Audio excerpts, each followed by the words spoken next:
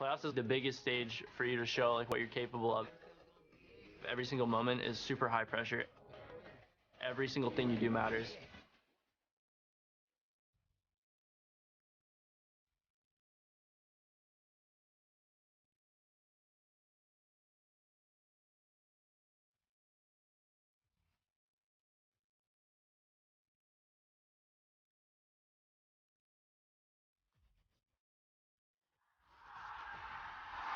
TSM's best ever season.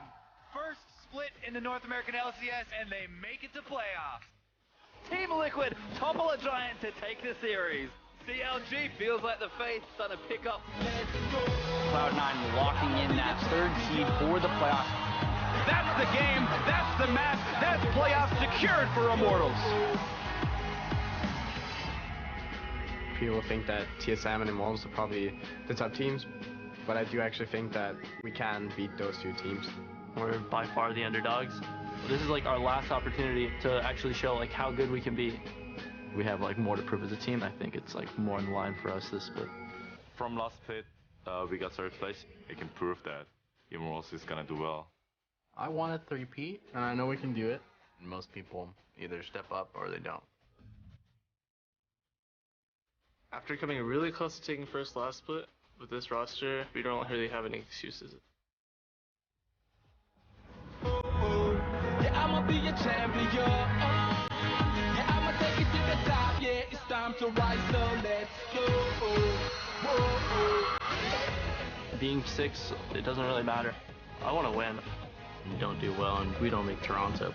It's do or die right now. Placing second is a failure. I want to just win the whole thing. We really need to work on really hard to get first places. Comes down to like one play, we're going to be the team that takes advantage of the other team's mistake. So last time in Vegas, we were really close to winning, and this time in Toronto, we'll win for sure.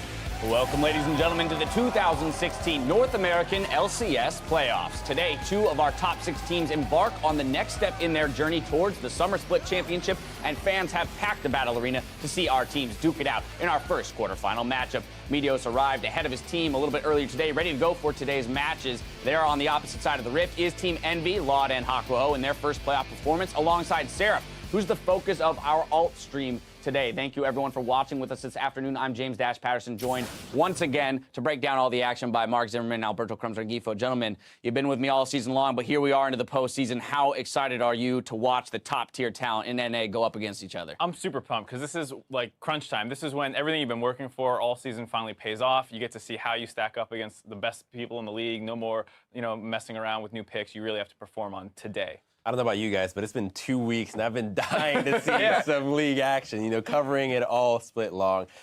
This is the culmination of the strength of these teams, and it's about time that we can actually determine who is the best. All right, well, with that, then, let's take a quick look at our roadmap for the Summer Split postseason. Today, third-place finisher Cloud9 battles against 6th seed Team EnVy, while Counterlogic Gaming and Liquid face off tomorrow in a rematch of the Spring Split semifinal showdown. Now, TSM and Immortals, they finished the regular season in the 1 and 2 positions, so they've earned themselves a bye into the semifinals next week. Now, regardless of who wins this weekend, the lower-seeded team will face TSM, and the higher-seeded team will go up against Immortals. That's important because if EnVy then wins today, that changes things up, right? Now, before we get into any more of that, there's more than the North American crown on the line here. Championship points and the chance to represent North America on the world stage is also at stake. So let's get a little refresher on where teams are currently positioned and what they stand to gain during playoffs. The first column here shows each team's current points. You can see that CLG, TSM, and Immortals are the top dogs for their top placement in spring. Now, the second column are the current points awarded for summer. TSM and Immortals with a guaranteed 40 since they have a bye to the semi. So this is representative of the minimum amount of points that the teams can secure based on where they are currently. Of course, if they go further into the playoffs, they will secure more points. But right now, it looks like CLG and TSM locked together in that tie there for what would have been the second qualified position to Worlds. Now, more are on the table, with first place in summer auto-qualifying for Worlds. Then second place earns 90 points, third gets 70, and fourth takes 40, while fifth and sixth earn 20 each. Now, the team that ends the year with the most points earns the second seed to Worlds, and the remaining 4 playoff teams will face off in the regional qualifier. A lot of information, a lot of stuff to parse through there, but ultimately, 3 of our teams will be representing North America at Worlds, and it's decided starting from here, moving through the conclusion of the regional qualifier. Before we get into today's matchup, let's talk a little bit about the state of the game in playoffs with the introduction of patch 6.15. We've seen it in a few other regions. Less lane swaps are happening. How do you guys feel about this change? I think it impacts the junglers a lot, particularly with Rek'Sai and Nidalee being the strongest early game junglers. You just have so much pressure, and it impacts lanes in a way that is unmatched by anything. So we saw over in Europe how difficult it was to deal with the likes of Rek'Sai. So having blue side on this matchup seems like it's almost a guarantee. Either you first pick Rek'Sai or purple side has to ban it. There's a couple other small changes just in terms of how the teams move around the map. Obviously, 2v1s are mostly gone. You see it less. It's more of a fringe strategy now that you can maybe potentially do it. But a lot of teams are focusing heavily on laning phase, and then even if you're winning lane, sometimes people swap out of it just because they have a tempo advantage. They can take the first turret to get that first turret blood gold, basically. And of course, this is the kind of thing that we will expect to influence picks to some degree. You already mentioned, particularly with the junglers, but also in the likes of those 1v1s and 2v2s top and bot lane. For example, we saw Corki picked up today. Not something that's necessarily meta, but operates a much stronger in a 2v2 laning phase. And I hope we can see the Vel'Koz out of Jensen, because it's such a strong laner individually, and it needs a lot of influence from the jungler. So if Proxen is not on his game to help Ninja out through the laning phase, Jensen can get a massive lead on his own and will be pretty much unable to be dealt with because it's so easy to just take cleanse and be safe. All right, let's dial into that matchup then. Today's matchup, where third seed Cloud9 is taking on Team EnVy. Now, the boys in blue are heavily favored in this series, but this is the exact spot we found Cloud9 in last split before they got knocked out of the playoffs. So what do they need to do to make sure that they have a different outcome this time around? I think they just have to prepare really heavily for the pick and ban phase of the series. I feel like that's where a lot of it's going to be decided, with the heavier emphasis on laning phase, as well as the fact that we know EnVy is a very counter-pick heavy team, and C9 is more of a standard team. They need to make sure they don't pick themselves into any holes where, like, they're early picking a Gnar blind and then they're getting counter-picked super hard. I think those are the kinds of things they'll need to be conscious of. Okay. And for me, what I'm looking for EnVy to do is to be able to just win through their own counter picks and not go for the wonky style that we saw them towards the end of the split, where they picked these 4 tanks and then just relied on Law to be that kind of magic shred Kog'Maw, which just scales so hard into the late game, but ultimately has poor laning phases all around. And if we go back to their style, which Seraph picking the top lane carries, proxying on his aggressive junglers, maybe even the likes of a Graves if Rek'Sai is not in the pool, and then Ninja having free reign to pick whatever he chooses, hopefully not Ezreal mid this time around. But I think that if they do that, they should be able to give Cloud9 a run for their money. Now, what about where these teams match up in terms of different points within the game, right? So early, mid, late. Who are you giving advantages to based on where we are in the game? What's interesting is both of them actually played a pretty similar style throughout the season, where both teams were on like top 3 in terms of average game time and bottom 3 in terms of like combined kills, meaning that both of them played relatively slower, not kill-heavy games. And I think that just plays further into C9's strengths. Whenever 2 teams have similar play styles, the team that's clearly better at those play styles generally wins. And C9 was amazing at vision control throughout the season. I think if it goes late game, that just favors C9. And so I think Crumbs was saying stay away from the Kog'Maw and those kind of baitier late game picks, and they need to look more early game. And since this is a best of 5, one of the key things in a best of 5 in a long series is the mental fortitude that a lot of these teams have. And Cloud9 has been tried and tested. They have had a lot more raunchy games, if you will, this split, that kind of they didn't get phased too much. They were still able to bring it back for games 2 or game 3, wherever it happened. While EnVy, where they kind of lost game 1 and game 2, they kind of lost steam towards the end of the game. So I think that as long as the teams can maintain their composure, that'll ultimately be the one that can come out ahead, because whoever can create the most, I guess, disruption in the opponent and throw them off guard should be able to get a nice psychological edge on their opponent. And this Cloud9 squad, this is one that has said this split would be different for them. So now is the time for them to prove it, right? But where do C9, rather, where have C9 done a good job in staying ahead of the competition in summer? And Team EnVy, right, a second half, they've fallen a bit this split.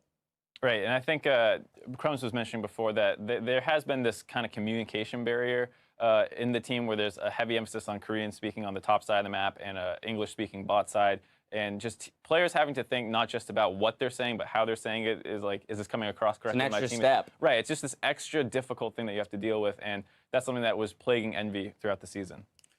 All right, well, let's focus then on what EnVy could possibly do to come ahead in this matchup. So what would be the keys to victory for this freshman LCS squad? You know, understanding that there might be some communication issues. I'm looking at their dual lane, specifically Lod and Haku. I think they're really strong laners. You know, we saw them as kind of the stars of the team, rounding out the composition of Koreans within their team.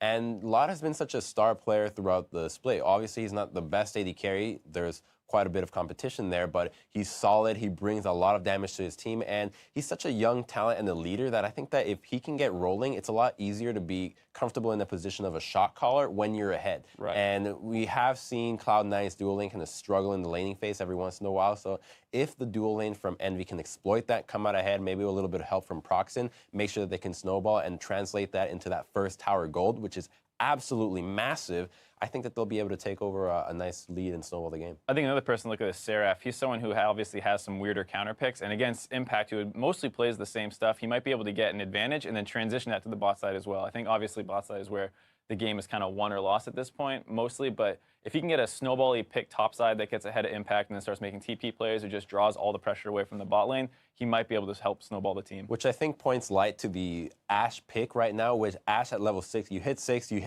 hit an arrow bottom, free tower, free objective. Right. So powerful, sneaky, wonderful Ashe. All right, well, yeah, we'll be tracking picks across all lanes, but a big part of EnVy's map control has come from their leader in the top lane. You just mentioned him, Seraph. So we're going to be looking closely at the top lane in our featured matchup today, which is Impact versus Seraph. Gentlemen, this is a big one. As we mentioned, a lot of it is going to hinge on these two players. Of course, Impact necessarily hasn't hit numbers that we've seen from him in the past, you know, the good old days of being a world champion, but has been a solid performer for the Cloud9 squad this whole split.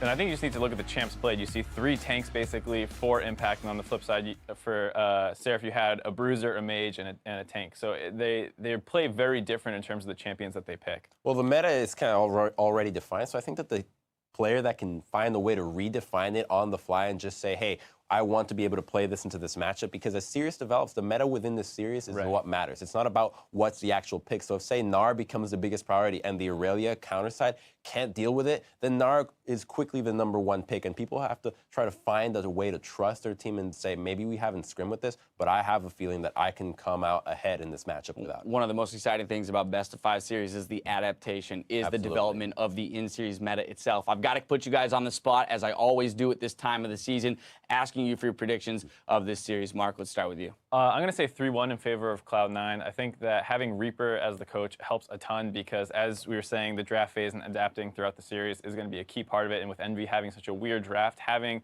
a mind like Reaper helping you figure out what is really the key parts that you need to react to is going to help them a ton throughout the series, not just the fact that I think that their players are a little better in most positions. Okay. Well, I think that C9 has the advantage in this matchup. I don't think it's going to be as easy as it's made out to be. I do think that EnVy's going to give them quite a bit of a run for their money, particularly because of the counter picks that they can have, the wide champion select, and the fact that when put on the spot, a lot of the carries, for example, Impact hasn't been that comfortable on the carry matchup. So I think that the top and bottom side for EnVy will be their strengths, and it's just a matter of how well can Proxen influence the map. So I do think that Cloud9 will come out ahead with their macro play, but it's going to be close. I'm giving it to them 3-2. All right, and in a matchup where most people would say this is our most lopsided matchup in North America, we did just see a 6 seed beat a 3 seed in Europe. We'll see if we get the same today. You guys are still giving it to Cloud9. As we continue to move through the playoffs, we'll be highlighting the greatest moments of the summer split. And we want you guys at home to join the conversation, so tweet at LOL Esports with your favorite memories and hype plays from the past 9 weeks, and we'll feature the biggest and brightest moments on our road to Toronto.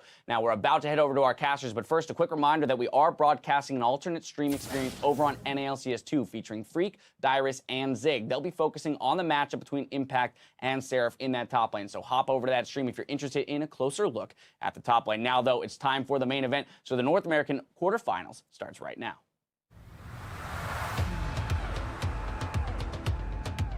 C9 has always done well in playoffs. Sneaky and EnVyUs have won multiple LCS splits, made worlds. Impact is a world champion. They have a ridiculous amount of experience. People are definitely not expecting us to win. I think we're in a good spot to take it. EnVy is kind of like one of the weaker teams. We'll have a pretty easy first round. Being 6th or 3rd or 4th or 5th, it doesn't really matter. It's playoffs that matters. I want to win. I'm not going to be happy unless we win. 저는 방심은 언제나 하면 안 된다 생각해가지고 왜냐면 일주일 안에 뭐 바뀔 수도 있는 거고. 2 weeks practice and like a new patch, it can go either way. It's completely like different game. I think we can get a chance to beat them. This is like our last opportunity, all 5 of us, to actually show like how good we can be. Cloud9, I haven't missed out on any worlds in like their existence. This year won't be one of those years.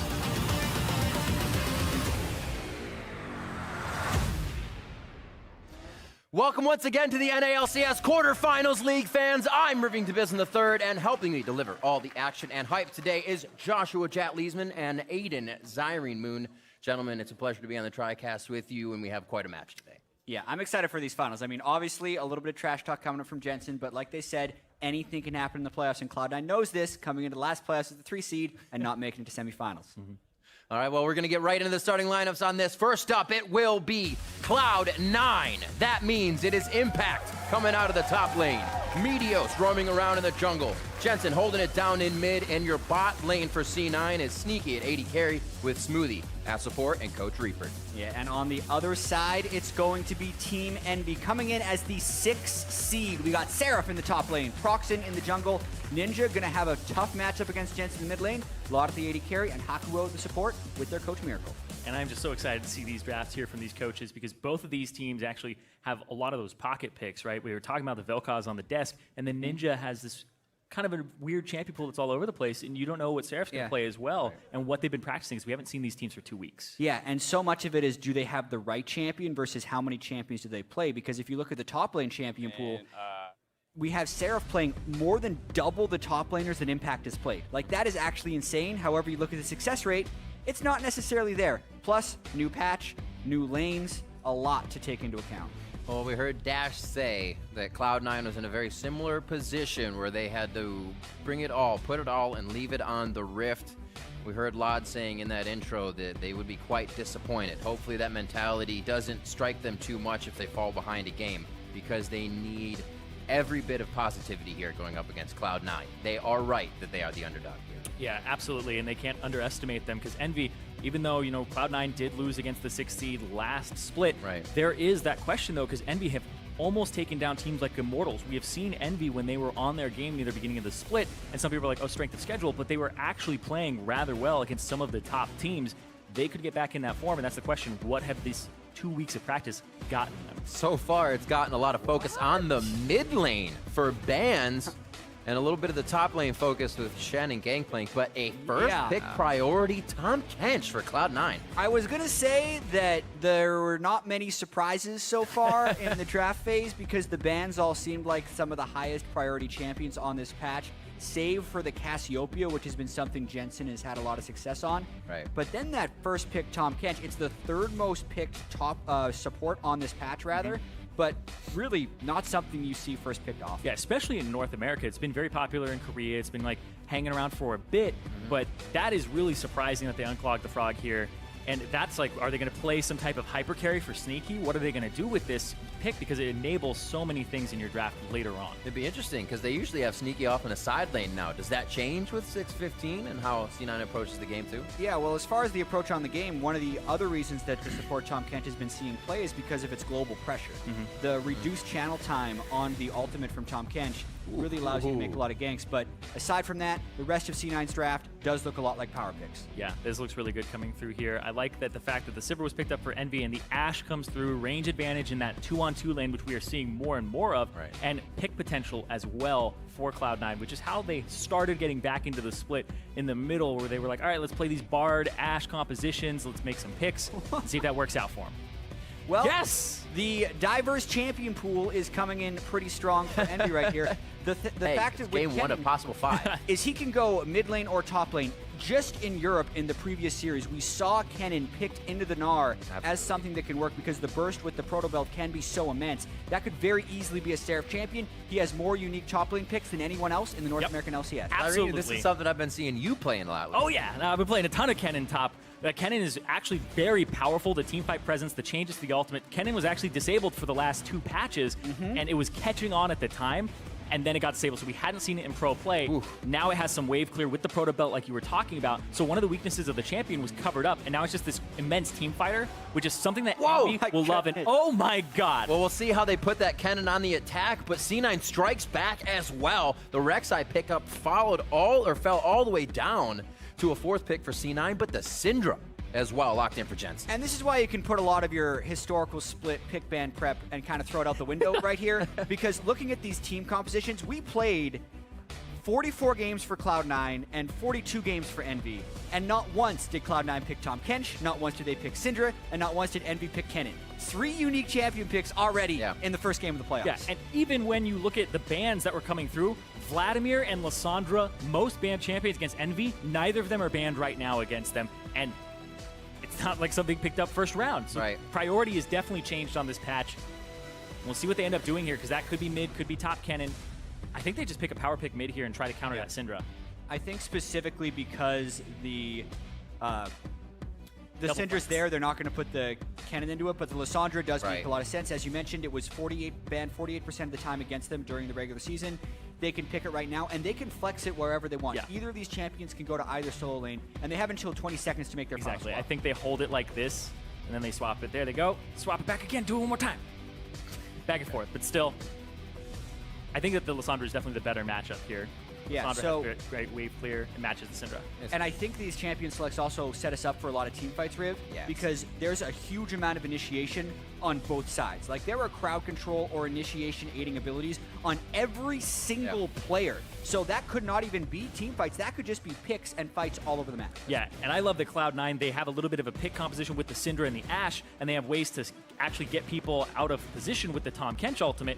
But then you look at EnVy's comp, it's just team fight through and through. They want to run at you, they want to engage, and that's been one of the things that EnVy have needed to kind of gravitate towards, because their teamwork has been all over the place, and it's much easier to execute on these types of compositions. Well, you love it, chat. Zyrene, you love it. There's a lot of love in the air, so you better head over to Twitter, share your love as well, make your predictions, tweet hashtag C9win or hashtag EnVyWin for who you think is going to pull out of this quarterfinal matchup. We'll tally your votes and check back in a few minutes. What a way to start things off. Like Jad said, not how we expected. And with even the new patch of 6.15 now being implemented into the NALCS play, we're going to get even more different play once we hit the Rift. So you were talking about big level 6s. Those are going to have a huge impact if they're starting to rotate around for those first turrets at that level 6 as well. We're about to be on the Rift. It's Cloud9 versus EnVy in our first matchup of the quarterfinals. Yeah, and what I also find very interesting about these drafts is we're most likely to see standard lanes. It doesn't guarantee that we see a standard start. Absolutely. As in the Korean semifinals, we actually saw a very early jungle invade, and they were just able to kill Blank when he was starting his jungle in the KT versus SKT series. But we also have melee supports on both sides, which means that they could have gone with something like a Soraka and tried to play a stronger laning phase, but they didn't because they wanted the utility that these tanks bring, and they think they can get away with the laning phase. Yeah, and I think that both of these supports actually bring so much to these team compositions with the pick of the Tahm Kench and also the team fighting prowess of the Braum. There are a couple things here that are a little bit different. When we look at a patch that comes through that makes you play standard lanes, this also means your jungler is freed up. Proxin's freed up, EnVyUs is freed up, they're level 3s. I'm really interested to see what happens here because the Syndra kind of shouts to me that level 3 gank may come through here in favor of Cloud9. Yeah, and you see Ninja has the teleport, so he has no cleanse if Jensen would be on the money with his stun. I think that's a very real possibility. Sneaky too. Even beyond that, I do feel like the Rek'Sai has become the #1 jungler on this patch because of the Tiamat rush, which can just accelerate your jungle and give you more overall jungle pressure. All of that is yet to be revealed, obviously, and we're seeing both junglers start on the same side of the map, so there's a good chance they can meet up. And speaking of meeting up, Cloud9 gonna get found out there. Nobody's gonna start on their buff, or I guess their camp. Yeah, I think that was basically just, we're gonna see a lot of these little mind games as the dual lanes start, because if one team can get a camp and the other team doesn't take a camp, it's a huge lane advantage. So you'll either see both teams taking a camp or one team invading to prevent the camp start for a dual lane. Looks like junglers are going to end up both on that bottom side here as we start off, so we may get a little bit of action. Also seeing a lot more teleports for those top laners come in lately due to that action being in the bottom lane at a possible level 6. It doesn't look like anybody's going to gain too much brush control right now. Smoothie and Hakuo just trading back and forth here. Tomcat is so good into other melee supports. Yeah. Because he's just going to get eaten right up if he goes too far forward, but... Oh, you got to make sure. Sneaky's trying to farm waves here. Smoothie's still trying to fight. A little bit of miscommunication. Or rather, Smoothie got himself caught out as well. But EnVyUs is coming down right now. He's at that Scuttle Crab. EnVyUs has done a very interesting route, and this is going to differentiate him from Proxen. He's actually gone with 3 small camps into Scuttle Crab, so no buffs as of yet. Really heavy on experience, but not huge in combat power. Just make sure he gets river control. We've seen a lot of junglers do modified routes to get the bottom lane Scuttle Crab before the other team. This time, EnVyUs gets it uncontested, and even though the supports were trading very heavily, that's why they bring 4 biscuits to the lane. They're most likely just going to use a bunch of health pots, and we'll get to see if we do get an early gank. Proxen saw the Scuttle Crab, realizes he can't go through the river. Yep, and that actually stopped him from going over there. But EnVyUs, because of his level 3 route, there was an opportunity to go bottom, but it looked like he wasn't completely informed of wards or anything like that on the bottom side. Doesn't decide to take the risk and instead goes for the kind of the standard play there and just the easy, safe route. More farming it out. Not like the beginning EnVyUs. The early EnVyUs of old, we remember slingshotting himself in from the sides on Zac, trying to gank it every efficient kind of point possible. I also remember heavy farm and amazing KDA back in the day. He's still got the amazing farming KDA. champions. Yeah. EnVyUs still has the amazing KDA, but his CS differential or CS per minute isn't as extreme as it used to be. His ward stats are definitely up though, which will make it interesting to see if he goes with the Sightstone, which was the Rek'Sai strategy earlier on in the split, or if he goes with Tiamat, which seems dominant right now. Good blue handoff. Gonna be very nice for Jensen. Ninja will not get the same treatment as of right now, but Proxen's gonna try to use those buffs for good here in the top lane. Impact sitting in a nice minion wave. Seraph has a W charged up. Body slam may not work. Electric Surge goes in. They do get Impact on a hit, but he's able to hop out. Do they go into the turret? And the final attack is not a passive one from Seraph. He doesn't get the Thunder Shuriken in. Yeah, they layered the CC there a little bit too hard. Proxen went for the body slam flash. Yep. Maybe could have walked up, gotten the slow, and then gone for the body slam flash afterwards. But still, layered those double stuns. Got the flash. Get the flash, though. Now, one of Impact's flaws earlier in the season was a little bit too much greed in lane. This time he gets out of it, but now without his flash and without his teleport, he's going to have to play very passive and most likely give Seraph a bit of a lead in the lane. Let's see if he's willing to do that, knowing that at least his mid laner in Jensen is doing well, and overall the team will be okay. Impact, though, does like to greed to try and stay in the game. Could happen. I mean, he could pull off a pretty good Gnar move. Can never put it by this guy out in the top lane. A previous world champion still has a bit of those on his feathers to use.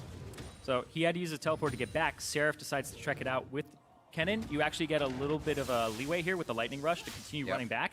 I love that he's maxing the W first. It gives him a lot of wave clear. A lot of people will max the Q, and it's kind of a trap because you have to land the Q to actually do the damage. The W increases your auto attack trading in lane, and then you also get the wave clear a lot earlier than you normally would and get that break point. It's a nice cooldown as well on W. You can almost use it twice before storm marks start to wear off. Once you get some CDR, which is now in Kennen's build. It wasn't previously, but Abyssal Scepter, Zhonya's Hourglass, Proto Belt all have CDR, which he didn't have access to before. Good to see him back. I like it. Still has that teleport ready. Remember, 6 is a big thing we're keeping an eye on here. The bot lane's a little too low for that, while mid is actually hitting that number right now, so we may see some action in that part of the map. But as of these standard lanes, things seem to be going slow. It doesn't look like anybody wants to put themselves in a dangerous position. That's why EnVyUs is warding up, doing everything very methodically. Already gets some decent wards in the jungle of Envy. Has a pink ward that he can place later, as well as securing the Grump. So he's really trying to take control of that bottom side. But it is also going to be not having control of the top side. So maybe Proxen decides to go for a repeat gank. And if that happens, EnVyUs will need to make that control on the bottom side count. Exactly. And it is a flashless Gnar. It is an Kennen with ultimate and flash. Gonna chase him down. Oh, he gets out! Oh, he doesn't go for it. Oh, wow. Then Proxen smacks a minion. So failed gank there. I'm very surprised that Seraph decided not to blow his flash there. You can actually cancel the animation of your ultimate if you ulti flash. I'm very interested as to why he didn't blow it as well. Moving on though, Seraph and Proxen move out of that kind of without getting anything. Gonna see the revolver first buy for him. So Impact did catch up on CS. Now he's avoided 2 ganks. Where's the extra pressure go? A good fight in mid lane. Glacial Tomb going on to Ninja.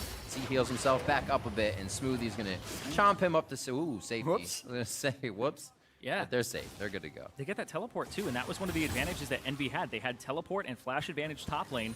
They don't make use of the flash advantage, and they actually squander their teleport advantage, which could have been a bot lane play. You see that ward behind Sneaky right now. Could have been a great one. Yeah, and this actually opens them up a little bit towards being vulnerable in the bot lane. Ashe being level 6 can trigger a gank pretty easily. Impact will have teleport up before Seraph does, and Ninjas will also be on cooldown when Impact is up.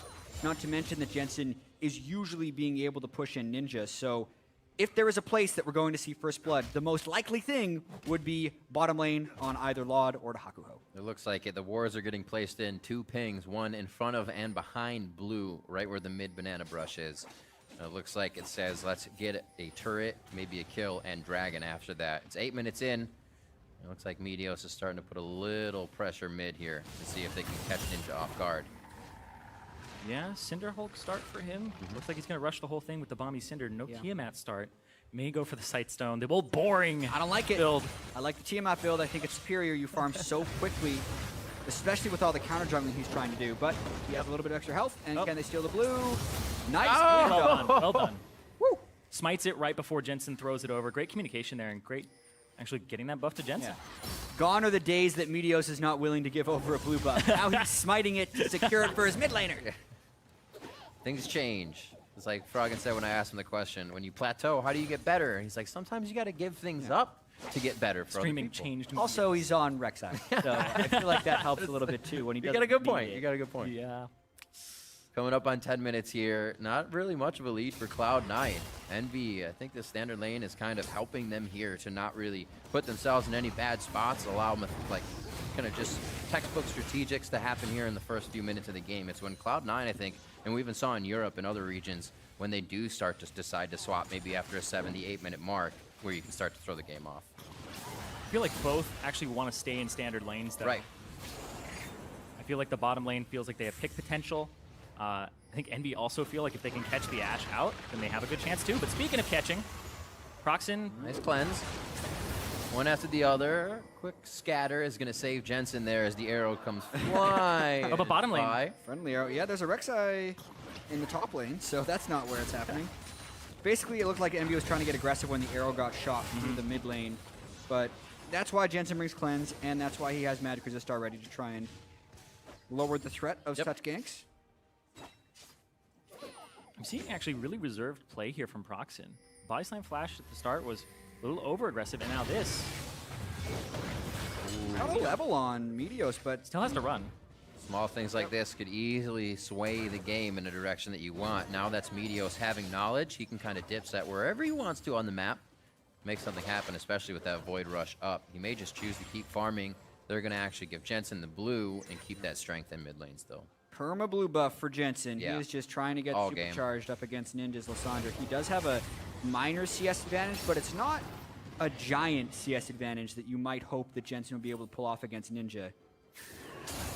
So I would actually have to credit Ninja for this lane based on the fact that Jensen has just been fed blues. He got a blue at 4 minutes. He got Ninja's blue at 7 minutes. He's got his blue back again at 10 minutes. Like, this is a lot of stuff that Ninja has to deal with, and he's only down a dozen CS. Also bringing a matchup. I mean, this kind of goes for both of them, however much Jensen plays against Lysandra, but when's the last time Ninja's really played against a mechanically well-prowessed Syndra, right?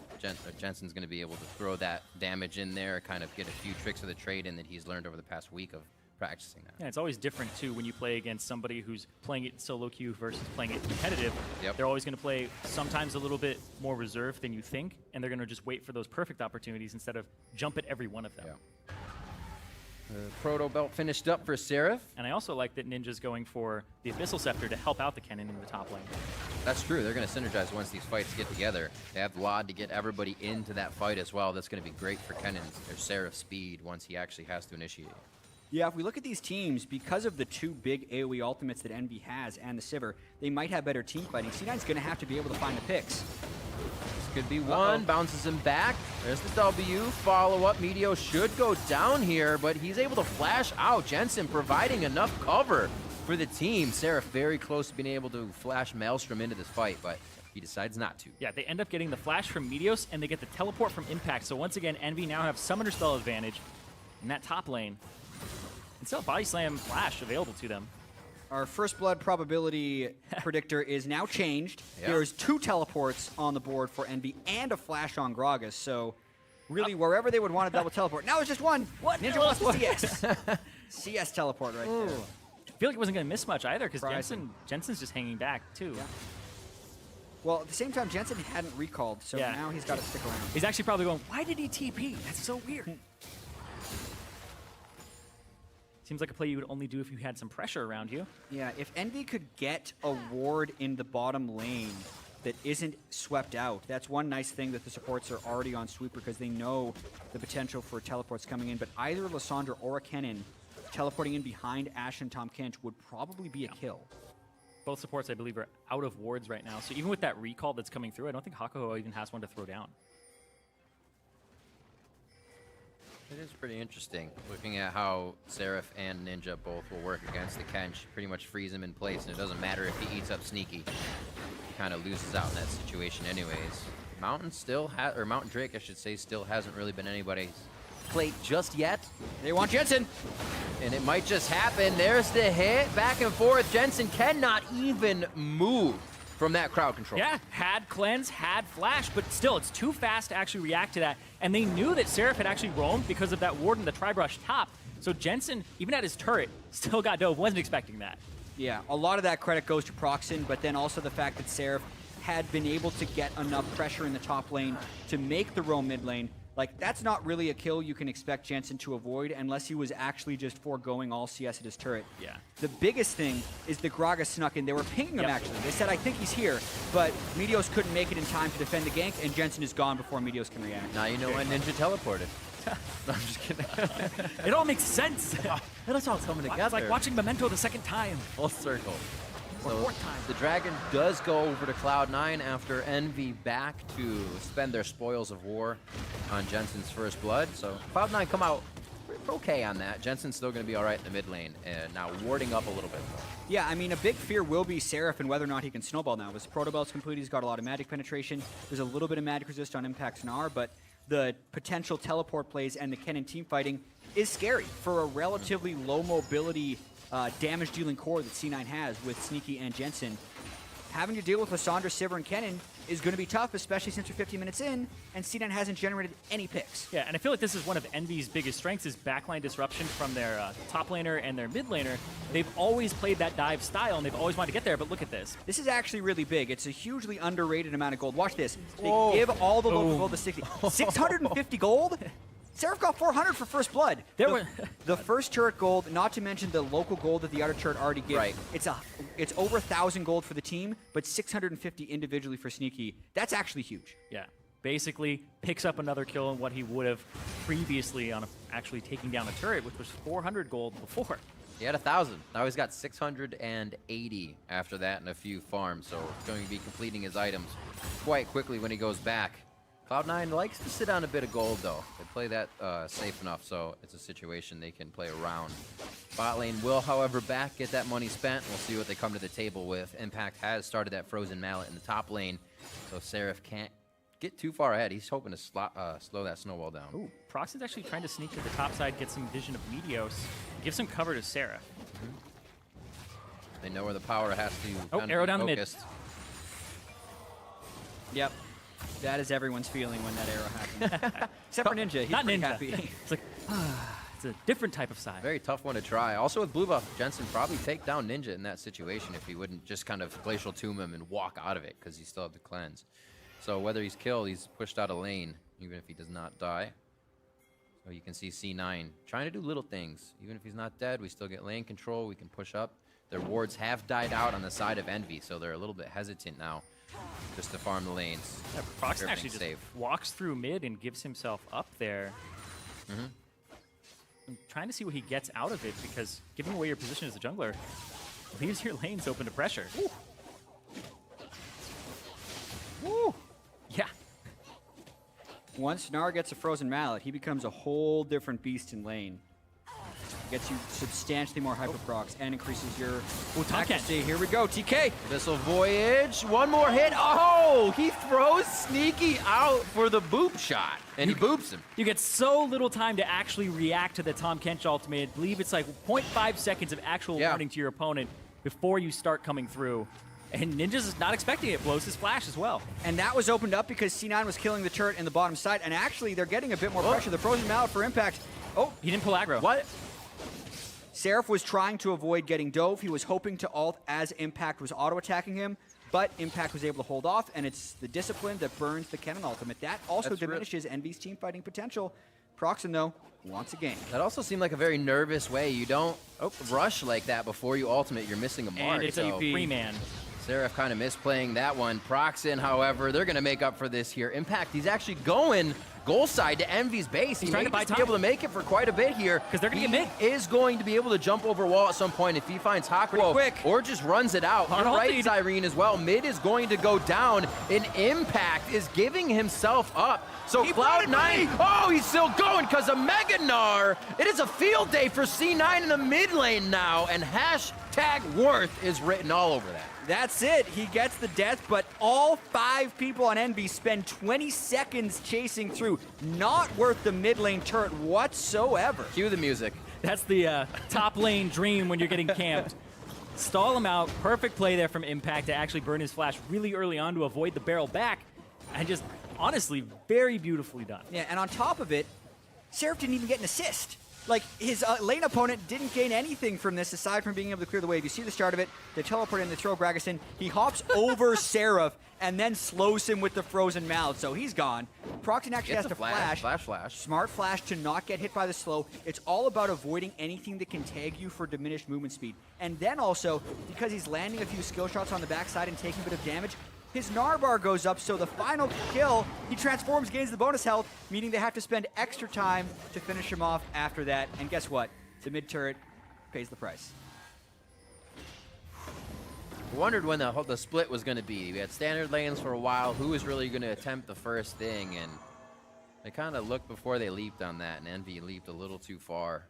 Yeah. 31.9 is a bit of a lead for Cloud9, but the way they got it with the turrets being down, I think is going to mean a lot more. Oh, arrow onto Ninja. Lost. Well, the picks are beginning.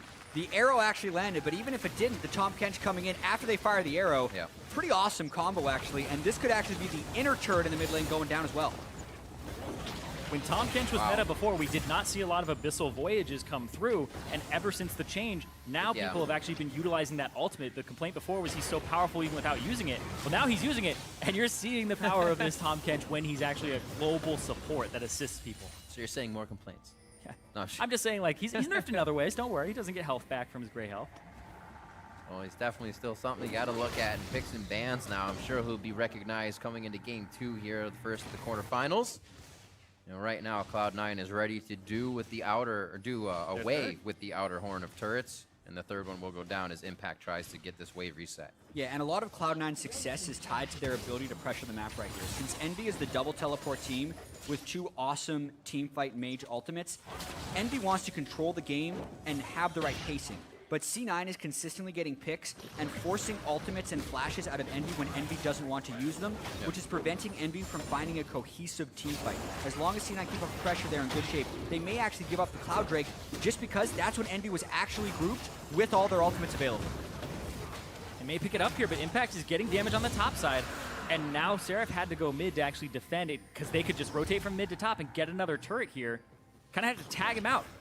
Yeah, I do think it's a little bit dangerous having to give over the Cloud Drake, though, especially when C9 is so skill shot reliant for their picks, whereas now EnVy, if they're out of combat, will have that extra 25 movement speed. That's that fraction of a second to maybe get out of the way of the Ash Arrow, or maybe give them a chance against an Abyssal Voyage. Yeah, they're as well built on Engage, so once they get a nice chance, they may be able to throw Lod's ult on and Seraph in as well.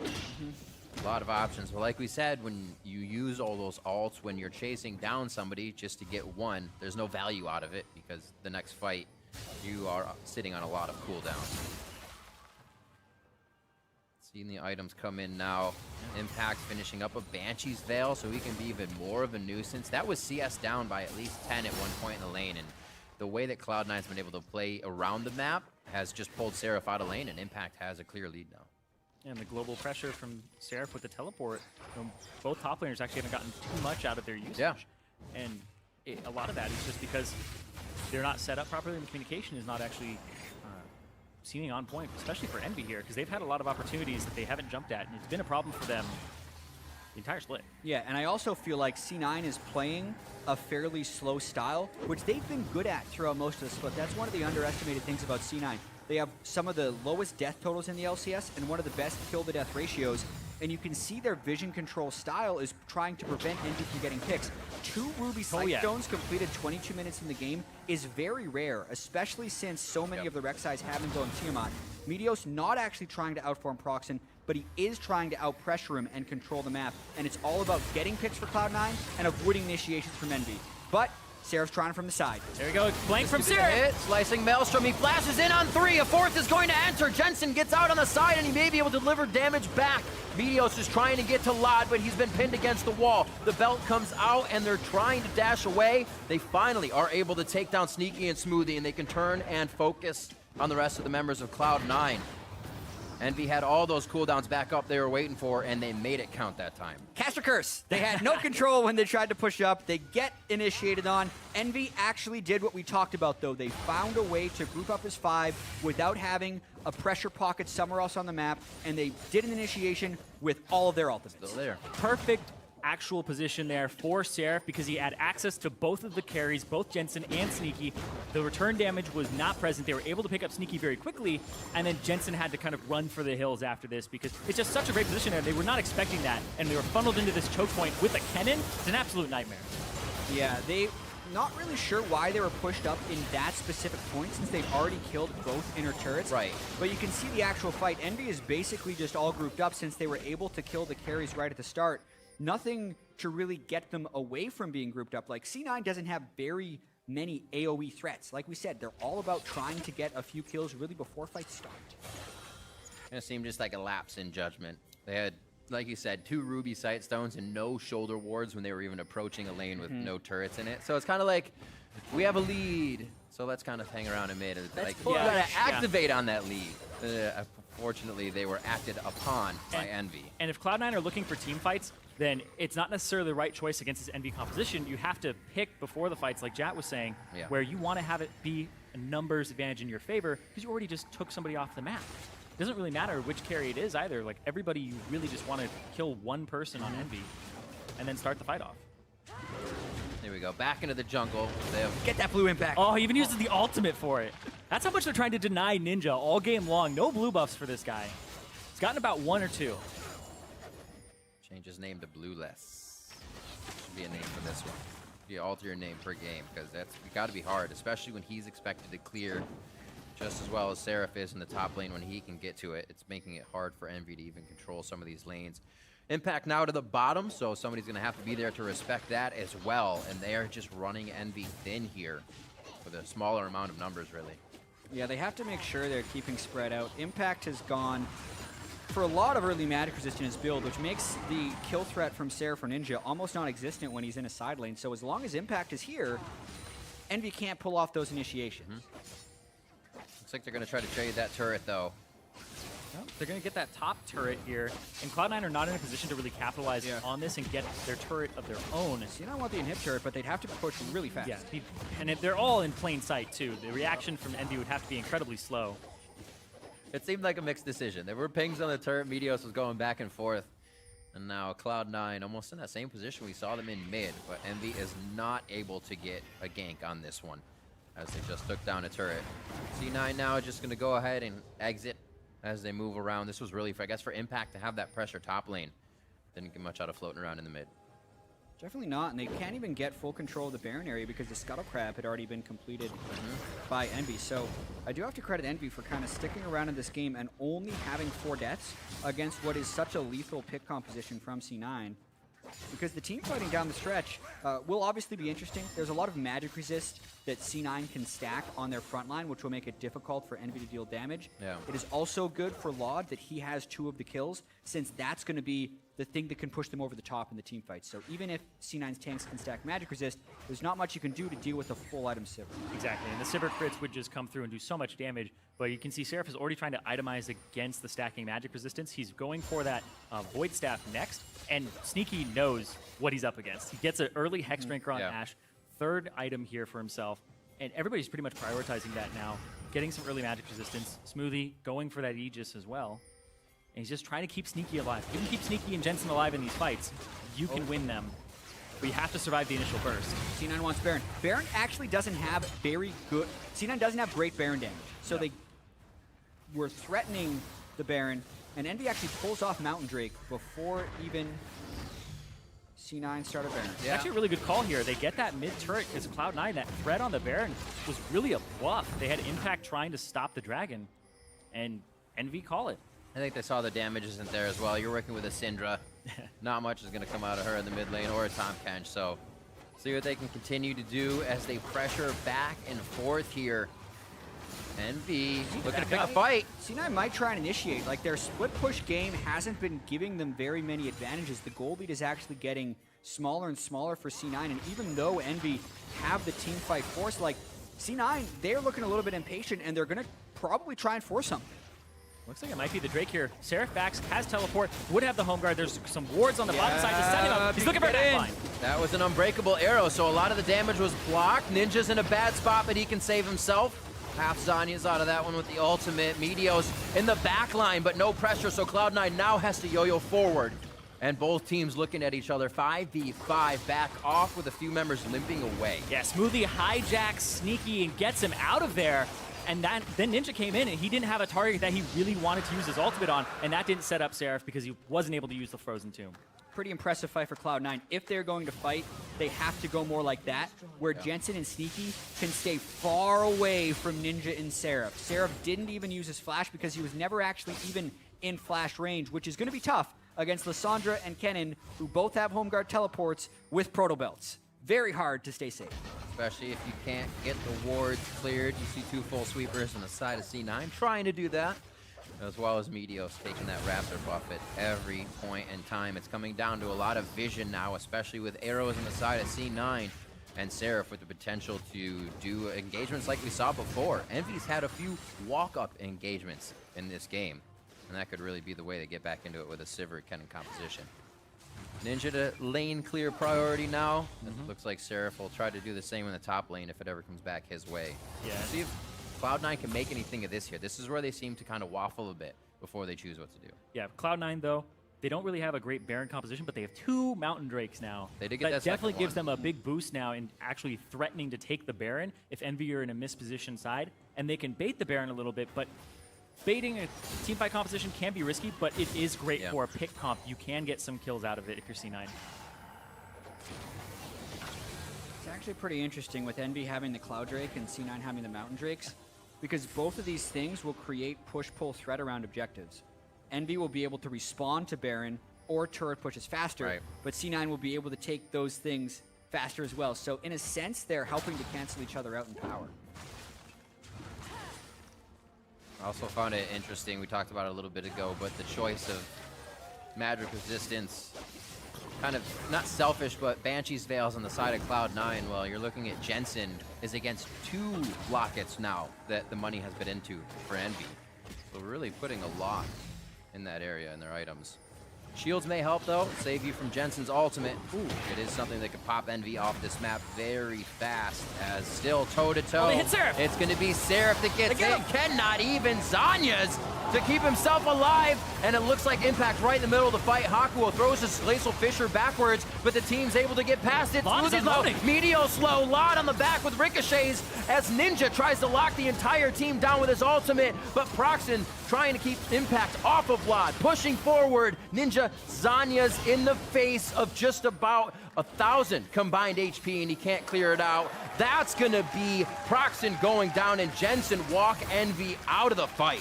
Nobody on C9 dies, and they get 4 kills in a team fight, but the key thing there is they really won the fight before it started. Exactly. Seraph got nothing done. It was all about the initiation. It was a team fight pick, so to speak, and C9 get the Baron after. That's exactly what they want. They get it so quickly at the Mountain Drake, no threat on there, and picking Seraph, exactly the person you want. They put the arrow through, they double down with the CC from the Rek'Sai, and Impact was ready to leap in and gets an enormous Gnar. Yeah, the timing of the initiation was amazing as well because of that Gnar. Also got a shout out to Jensen for bodying. Yeah, he bodied the body slam with his Syndra play right there. Impact, frontline beats the whole fight. And then Ninja, while he did do a lot of damage in this fight, was never able to apply fatal damage. And this is where a slicing Maelstrom just kills the entire team. If that had actually started the fight off, it's a very different looking fight for Envy and even C9. Like, they're walking away with 4 people with flashing health bars.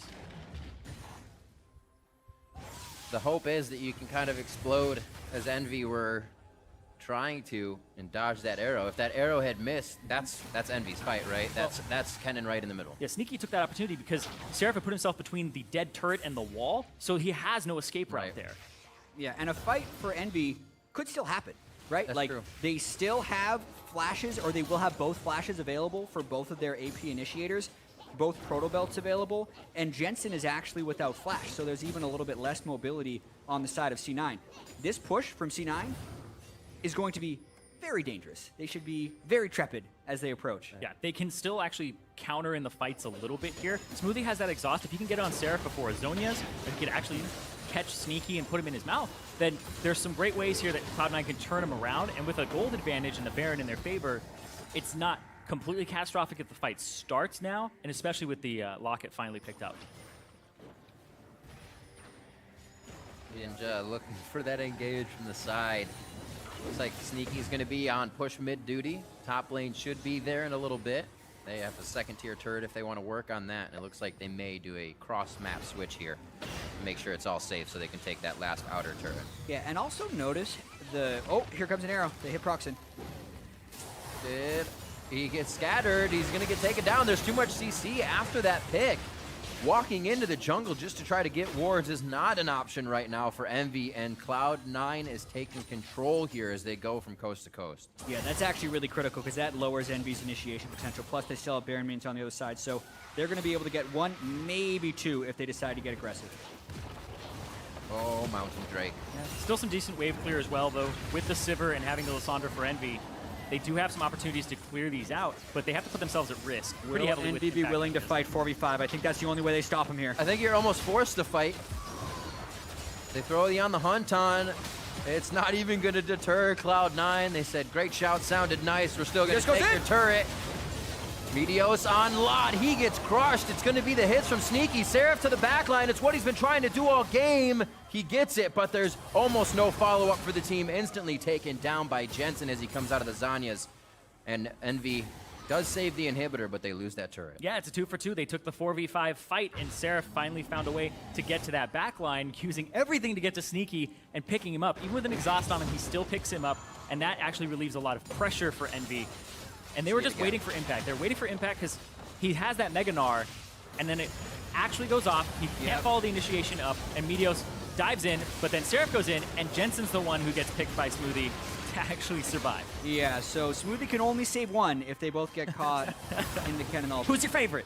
Yeah, Jensen, apparently. I mean, Jensen trust issues in the bottom lane. Jensen is funneled most of the gold for Cloud9 in the later parts of the game. Yeah. So keeping him alive is very critical. That's what I wanted to talk about as well, is the farm distribution of both of these teams. When C9 has been grouped up, it's been Jensen who's been getting the CS. Whereas when Envy is grouped up, it's been Laud who gets most of the CS. He has nearly 100 CS advantage over Sneaky. I think that could be a very conscious choice by Envy. When you look at how C9 is stacking so much magic resistance across almost every position, with the Maw even being completed onto Sneaky, the way Envy gets past that is to give all the gold to their physical damage dealer. Yep. Right. But for that to work, Laud has to stay alive and be present in these team fights because he has not been dealing very much damage in a lot of these, and he got picked off at the very start of that last one. It's definitely a little bit harder when you don't have a front liner, like a big tank in front of you, because he's getting dove by a Gnar pretty much every time. The Rek'Sai hasn't been peeling the backline. They're pretty much leaving Smoothie just to peel for Sneaky and Jensen. So there is a decent amount of threat on Laud. And so far he's playing it all right, but another behind the turret. And they CC chain? Nope. Good choice by Hakuo. Yeah. But you're right, he always looks for that. You're guaranteed a shot, or even more so if somebody's standing against the wall, because they only have one place to run. It's away from the wall or straight along with it. Gotta stop doing that. So Sneaky always fires at the wall. Why not? It's a great shot. C9 has a decent position to try and end here as well. They have double GA on their front line, and if they get a pick on EnVy in the base, they could look to get a near insurmountable lead. They want to get 1 or 2 inhibitors down, but maybe they're just getting vision control for the Baron that's going to be up in a minute 40. They obviously still have to respect the initiation of the double proto belt, and very soon, when Laud completes his Bloodthirster, it will be a little insane. Laud, I say, he definitely talked himself up at the beginning of the year. It's a good attribute to know what your skills are, and he has shown to be a bright spot in some of the games here for the team, as Lucian was always very good. The Sivir isn't exactly the ultimate carry, but in the end game, those ricochets definitely put your team in a damn good spot in these fights. And Laud is somebody that can actually do that for the team. She's one of the best 6-item team fight AD carries if you can actually get to that point and be in range. That's the big caveat, is her range is her crutch there.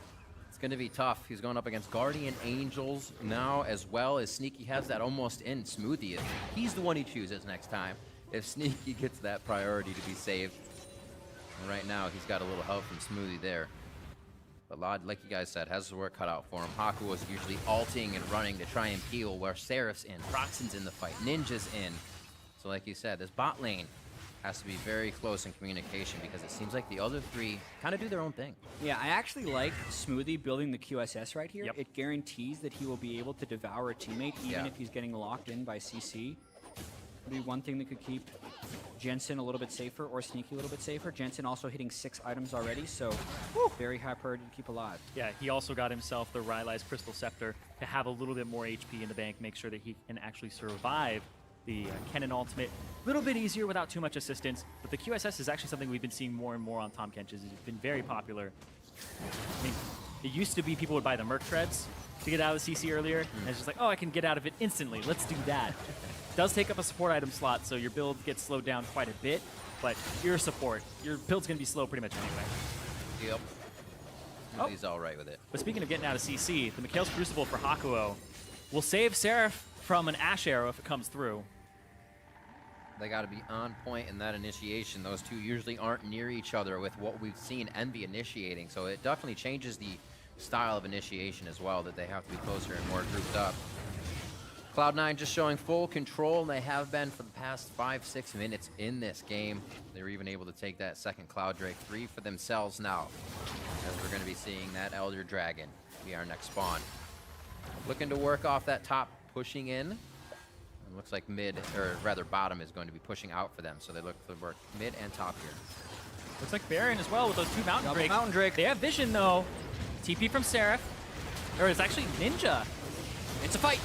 Mid-top of the fancy Baron bait. Rocks it in on impact. He's going to go Tiny Gnar. It's actually Mega Gnar eaten up, but it'll be Tiny Gnar very soon. Seraph's getting kind of worse for the wear here. Hakuo goes down with the ult coming in from Jensen. Smoothie's very low. Pops his shield, stays alive. Slicing Maelstrom continues through the Zhonya's, and Seraph looks for the backline. Ninja makes it to the backline and takes down Jensen. And Sneaky was open for just a moment. That's all he needed for a kill, but then turned again on by Ninja. And EnVyUs is forced to run scared in the fight as EnVy gets the composition of fight they want. And here they come. They were down in gold, but this can pop them right back into the game. Seraph and Ninja were so patient during that fight, and now EnVyUs would be tasked with the Desperation Steal. Maybe he can stop him. It's only 3 people on EnVy trying to take the Baron. Let's see what EnVyUs can do. He did alert them with that Prey Seeker, so they could stop damage and try to kill him. He doesn't even attempt to go in. His GA is actually, would be down, have to come back up, so maybe they're saving it for the fight. Yeah, I don't think he had vision to actually get in there through the Prey Seeker. And then, oh, it's just a big guess. Right. This is exactly what EnVy want. This looks like a fight at the start where they're separated. Jensen was off on the left side. Jensen hasn't thrown a spell out just yet. He's going back and forth, and Impact has already taken more than half his HP. And then Jensen uses his ultimate onto Hakuo because it's the target nearby. That's exactly what they want. Exhaust comes down on the Seraph. He gets backline access. Seraph and Ninja need to kill the backline. They kill the carries, and Laud needs to kill the members with GA, and he's doing exactly that. And what's going to be really tricky for C9 if they are unable to avoid fights like that in the future is that was eating the Kennen ult through exhaust, and they still died. Yeah. So if they don't get an exhaust cleanly off onto Seraph and Ninja's able to follow up in the same fashion, especially if Ninja's able to complete that death cap, those become super fatal. Knowing that Jensen is already maxed out on items, knowing that Sneaky only has one more slot, probably going to have to go with the Scimitar, which is not going to maximize his damage the way he would like because it would be a build without an Infinity Edge. And it's really anyone's game, Riv. Also, kudos to Haku over the fast fingers on the Mikhails there. Lod was hit with Scatter, then an arrow, then he had to heal Flash out. And had he died, they probably would have not come out on top of that. And that's one of the craziest things in this game that leads into, is with the items built, you have to start choosing new ways to engage. There's Banshie's Veils. You can't go for the Guardian Angel guy anymore. You have to be more creative, and these teams are being pushed to the limit here in game 1. Exactly, because C9, normally your battle plan is kill Lod. Is it shoot the guy with the shield? It might just be. They go for Hako. Impact! Throwing back a few. Meteos not able to get a true pop-up, and Impact throws himself too far in. Lod is able to take him down, and Seraph moves forward with the Slicing Maelstrom. Keeps himself alive to analyze the fight with Zanya's a few more seconds, and the team is battling over the wall back and forth. Meteos and the team getting popped up by the belly slam of Proxen, but it doesn't seem like any more kills will come through. Ninja does not take the claw, but it is respected as Cloud9 backs off. Yeah, Impact couldn't get the clean initiation, and Lod was standing strong in that fight to get a lot of kills. EnVyUs looking to chase. C9 is very injured. Not afraid to bite off more than they can chew. The Baron Wave, it's coming right behind him. Why not keep going? Meteos. Oh, man. He's looking for, I don't know what he's looking for. Getting a flank would be very ambitious. Yeah. Seems like the fights have been happening so fast that Meteos is left, almost turning left and right, looking for the next target to peel or help. Yeah, he's full tank Rek'Sai as well, so even if he gets onto Lod, at this point, he's actually just a teddy bear that can be life stolen off of. Like, he has no kill threat on Lod whatsoever. Ninja got hit with an arrow. It's gonna go through. Oh, the fadeaway hook. Claw. Yeah. In that previous fight, though, Ninja got a fantastic claw to get out. Impact had used his Gnar to throw him towards his team, and it still had that timer on him to be taking that actual E to get out. I agree. Sneaky's also sitting on 2,000 gold, so... Ooh, they love to do that. He goes back and gets a BF sword. He's all in on trying to kill people. That's... maybe he's been having issues getting through Haku and Proxen. I know one thing for sure is that Jensen would love to be able to unload his ultimate on a squishy, but he can't because he's either having to throw it at someone with the Zonias and doesn't want the balls to go to nothing, and doesn't want to get it, and then he never has access to Lod, so he's been killing Haku or Proxen. Yeah, a lot of that is the pressure that EnVyUs backline, I guess, or their divers are putting onto Cloud9's backline. They're putting so much pressure onto Jensen and Sneaky, and without like a huge front line to back them up and multiple damage dealers. Hold on, this though. teleport's way in the back. Dun, dun, dun. Where's he going with it? Where's he going? Who's he gonna get? Throws the claw over. Isn't gonna have an entry. Kind of locks down Meteos. Ninja's in a bad spot. Impact wants to build this bar. Impact is just throwing himself in the fray. That's going to be Ninja down. Maelstrom on to Meteos and Impact. They're going to drop. The Guardian Angels are there. So there's a second fight here. Cloud9 back to bat. And that's a double kill coming in for Jensen. Hakuo, Proxen, and Lod all forced to run for the hills. Very questionable choice for Seraph to initiate after Ninja had already died. It was already a lost cause, but they suffered 2 casualties. Oh, Meteos? They took Meteos, maybe. Oh, talking about questionable decisions. The boomerang hits true. Oh, man. That's exactly what they needed. 2 for 2. Even. They had to stay even, especially having the smite to be able to take the Elder Drake. Sneaky is still alive, though. Amazing that with such a disastrous start, Envy is still able to equalize that fight at the end of it. Not that they need it, but that was a nice bit of gold. 12 assist shutdown for the team as well. First death for Meteos, and let's see it again. Yeah, this was the big questionable thing for me here was Seraph doesn't have flash yet. He's like 20, 30 seconds away from having it, and they still choose to go for this engagement. And now they're in a choke point. Seraph gets pushed off to the side by Sneaky, and now he can't walk around. He has to go straight through the tanks, which is not what he wants to do. Proto Belt's in, but he still can't reach Jensen or Sneaky. Yeah. And that's really what these fights are entirely about. Nice if Jensen and Sneaky are able to be closed on by the Kennen and the Lissandra, it's over. But this is an Elder Drake fight happening right now. Only at 75%. Definitely time for C9 to sneak in here. Impact looking to just add a bit of damage. Seraph has flash, but no ultimate. 5 seconds left on it. Ooh, arrow misses. A lot of those initiations are down now, and that leaves Envy feeling no a Meteos bit to smite more Meteos. secure. This is going to be Elder. It's only onto the one Cloud, but that is going to be a good fight now. Scatter the weak back. Seraph doesn't get the slicing Maelstrom in. Very fast fingers from Jensen to save the team from what could have been a big initiation. Ninja's going to take it. That's the one they want to go for, though. Even with the failed ult, they still go for number 2. And Envy strikes well this time. They're going to be able to take down 2. Lod gets a double kill, a triple kill for Lod as they pick up more kills. And with the minion Cloud9. wave in the mid side and a cannon, this could actually be game 1 going over to the 6th seed Envy. We have 60 seconds on the clock. They said they were the underdog, and they know it coming in, so they don't let anything to chance here. And Envy take it to the late game, just as they do every time. Sometimes creating a danger zone for themselves, but this time pulling through in a great fashion. Possible with 30 seconds left on the clock that they can take down the Nexus turrets. Their composition was completely fluid. They're going to try to kill Meteos, and that's going to be the game. One more onto him. You are correct. The Nexus turret goes down. That's number 2. And game number 1 is going over to Envy for momentum in the quarterfinal series. What a way to start the series. C9, hopefully for them, not having flashbacks to the spring where they fell to the 6th seed, which was TSM at the time. They said this split was going to be different. And Envy, even though they were slumping towards the end of the regular season, ended at 8-10. They come together throughout the mid and late game. Love the fact that they gave so much farm to Laud in that game. Incredible. So he could hit his item breakpoints towards the end of the match and carry some of those late game team fights via damage, with Seraph and Ninja doing the distract. I just think it's such a great composition for them, too, that fits their style. They give farm to Laud. He's able to farm those side waves. And then they have the divers there with both Seraph and Ninja. And big problem for Envy during the season was their draft. Sometimes their drafts were like, oh, you have a Kog'Maw in a composition that can't protect him, and they had a composition that could protect someone, and then they picked Ezreal. Like, these compositions haven't made sense for them in the past, and this one was perfect.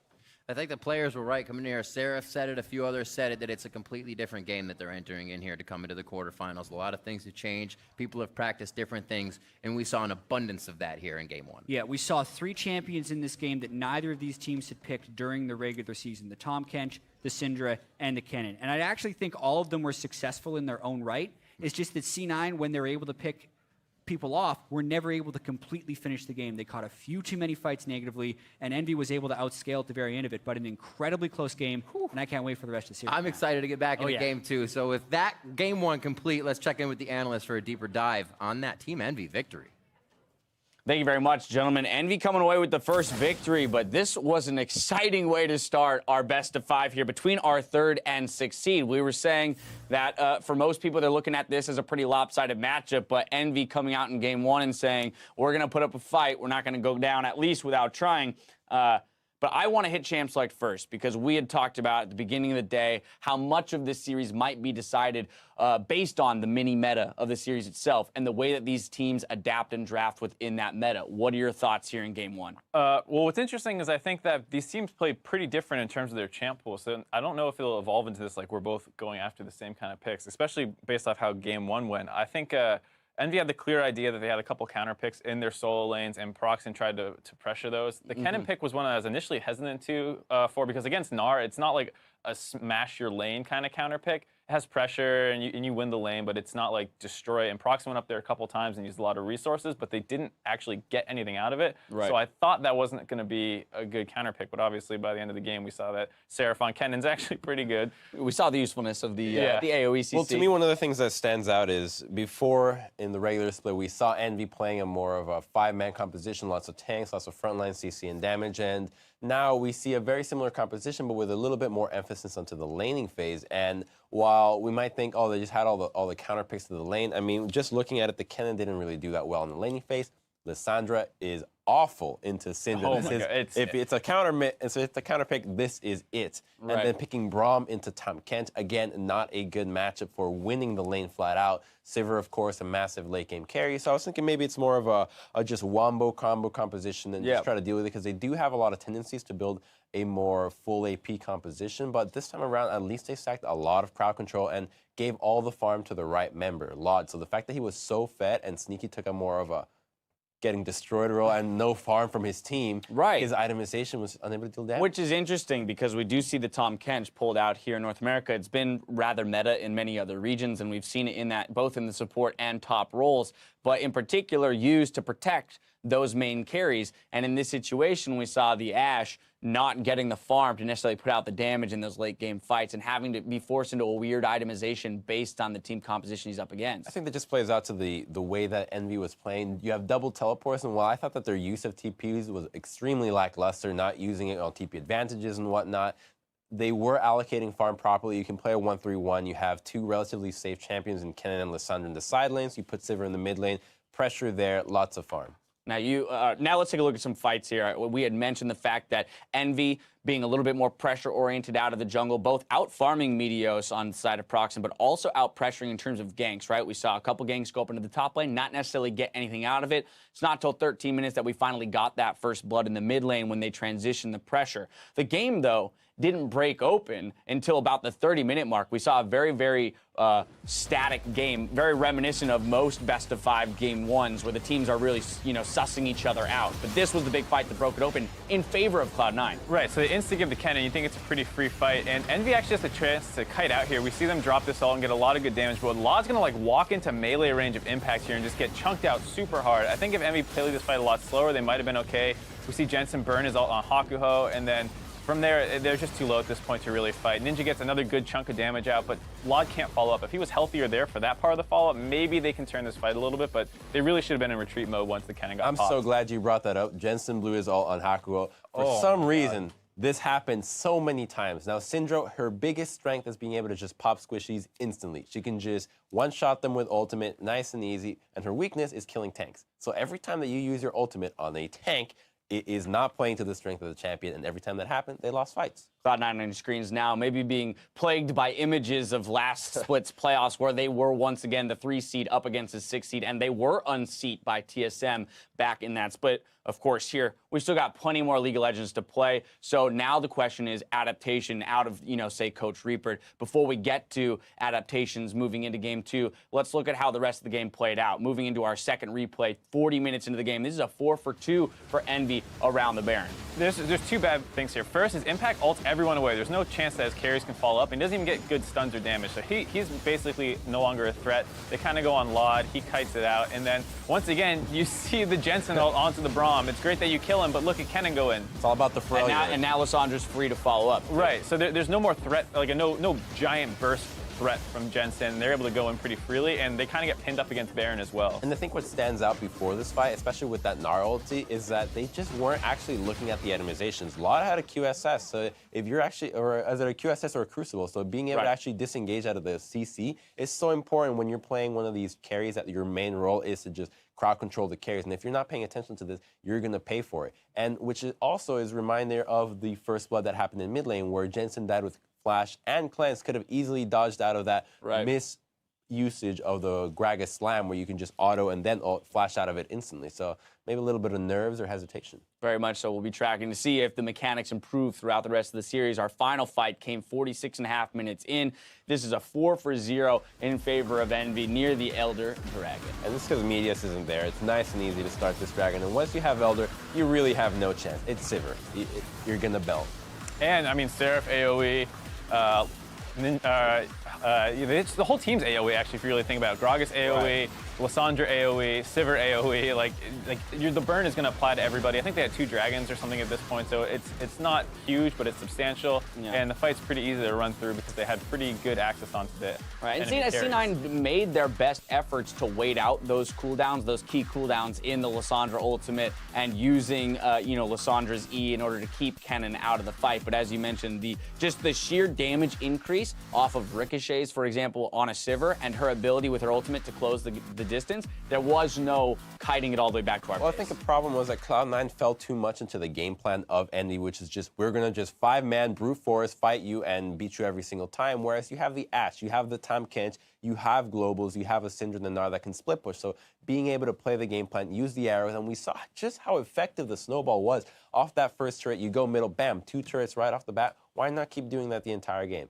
It just stopped for some reason in the mid-game. Would have liked to see them continue on that track. All right, best of 5 series means we're looking out for adjustments. We're going to see who's going to adapt better moving into game 2. So with that, EnVy has chosen red side. They've elected to stay on red side here, maybe perhaps still looking for those strong counter picks and strong lanes. But your guys' thoughts on adaptations moving into game 2 from either team? You got to get rid of Sivir.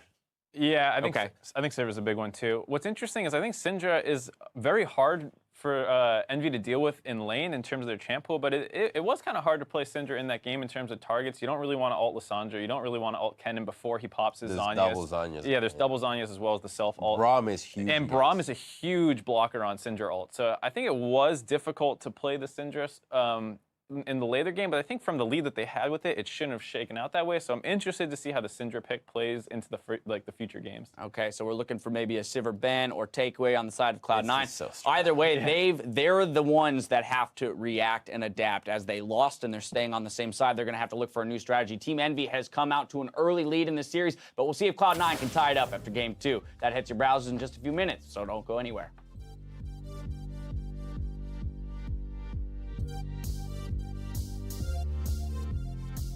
Cloud9 versus EnVy in our first matchup of the quarterfinals. I guys remember this is playoffs. Yeah.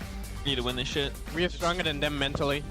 Flank from Sir. Slicing Maelstrom. He flashes in on 3. A 4th is going to enter. Jensen gets out on the side and he may be able to deliver damage back. Hey, I'm moving. Hey, no, fine. This is really good. This is really fucking good. Fight, guys, fight. I still have ulti. I still have ulti. An impact throws himself too far in. Lot is able to take him down, and Seraph moves forward with the slicing Maelstrom. Keeps himself alive. I'm going. Syndra. Ash. We can't. And game number 1 is going over to EnVy for momentum in the quarterfinal series.